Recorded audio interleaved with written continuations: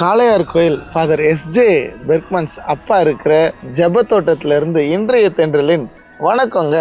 சென்னையில் பரபரப்பாக பிஸியாக இருக்கிற எங்களுக்கு இந்த மாதிரி ஒரு தோட்டத்தில் வந்து ரிலாக்ஸாக சந்தோஷமாக இருக்கிறது ஒரு பெரிய வித்தியாசமான அனுபவமாக இருக்குதுங்க.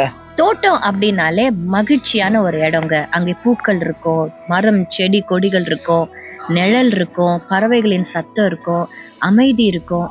இந்த தோட்டம் இவ்வளவு மகிமையா இருப்பதற்கு காரணம் என்ன தெரியுமா?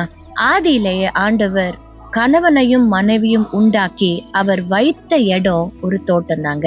உங்க எல்லாருக்குமே தெரியும், ஏதேன் என்கிற தோட்டத்துலதான் அவர்கள் 2 பேரையும் வச்சாங்க. அந்த தோட்டத்துல கணவன், மனைவி, கர்த்தர் இந்த 3 பேர் இருந்ததுனாலதான் அந்த தோட்டம் மகிமையா இருந்துச்சு. There was a constant connection between God and the man.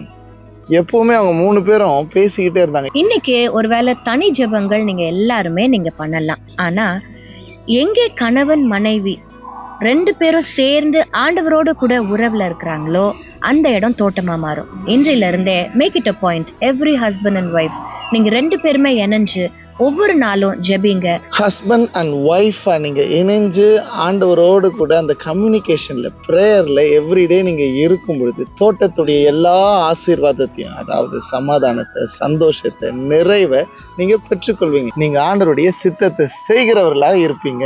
Have a nice day. God bless you.